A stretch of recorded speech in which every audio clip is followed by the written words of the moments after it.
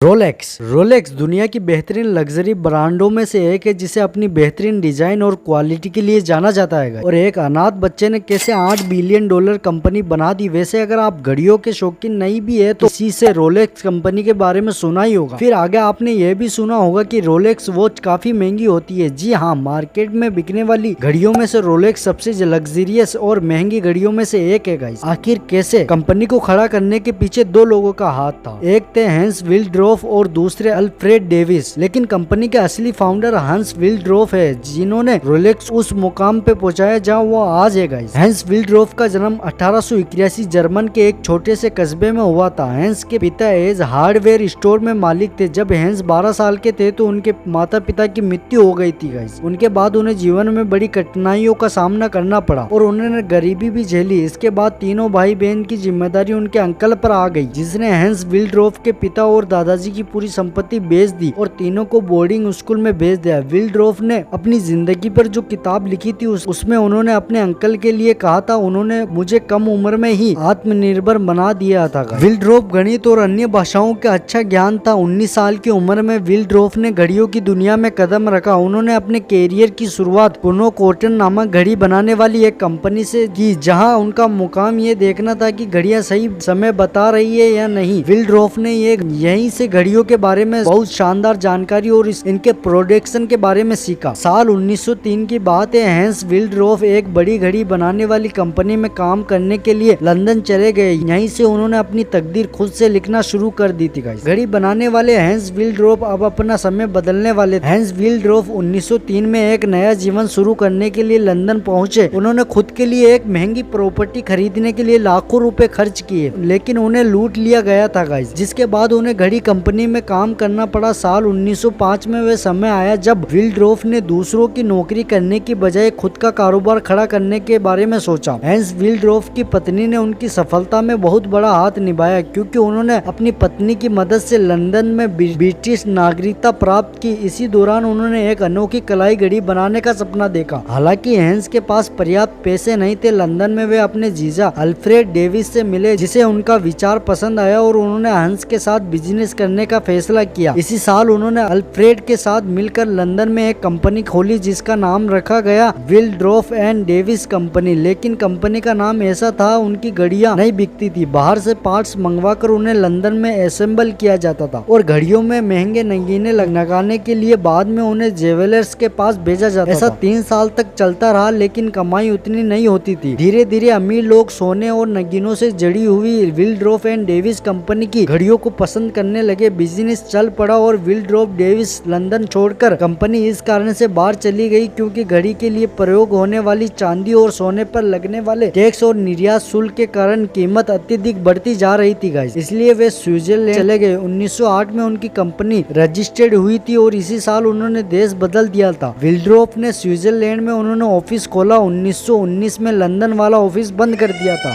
Switzerland में उन्हें skilled employees मिले और उनका बिजनेस सेट हो गया। आज भी रोलेक्स का इंटरनेशनल हेडक्वार्टर स्विट्जरलैंड के चार्ल्स डी फोंस में है। 1920 तक घड़ी बनाने की कंपनी का नाम विल्डरोफ एंड डेविस कंपनी ही था, लेकिन हैंस अब अपनी कंपनी का नाम बदलकर सिर्फ 5 लेटर वाला नाम चुनना चाहते थे। 100 से ज्यादा नामों की लिस्ट बनाई गई। एक दिन विल्डरोफ लंदन में अपने घोड़े की सवारी कर रहे थे। उन्हें ऐसा महसूस हुआ कि किसी ने उनके कान में फुसफुसाया और इसी के साथ उनके दिमाग में रोलेक्स नाम आया और यही नाम फाइनल हुआ। रोलेक्स का लोगो एक ताज है, जिसके पीछे की वजह है कि हैंस अपनी घड़ी में ब्रिटिश साम्राज्य के प्रति सम्मान दर्शाना चाहते थे। आम घड़ियों में 310 एल स्टील का इस्तेमाल होता है, लेकिन रोलेक्स में 940 एल स्टील का इस्तेमाल किया जाता है गाइस। इसके डायल में सफेद सोना मतलब व्हाइट गोल्ड, हीरे के नग, सोना, प्लेटिनम का इस्तेमाल होता है। बेजल सेरेमिक मतलब चीनी मिट्टी का भी इस्तेमाल होता है। रोलेक्स कंपनी कमाई का 90% हिस्सा अनाथ बच्चों की पढ़ाई और उनके पालने के लिए डोनेट करता है। इसीलिए जब आप महंगी रोलेक्स घड़ी खरीदते हैं तो इसका मतलब ये होता है कि आपने भी किसी की एक अनाथ बच्चे के लिए पैसे दिए हैं। घड़ी की वैल्यू से ज्यादा कीमत होने की नेक वजह यही है गाइस। हैंस विल्डरोफ की 1960 में डेथ हो गई। वीडियो अच्छी लगी तो इस वीडियो को लाइक कर देना और वीडियो को अपने दोस्तों के साथ शेयर कर देना गाइस। और ऐसी वीडियोस देखने के लिए हमारे चैनल को सब्सक्राइब करना मत भूलना गाइस।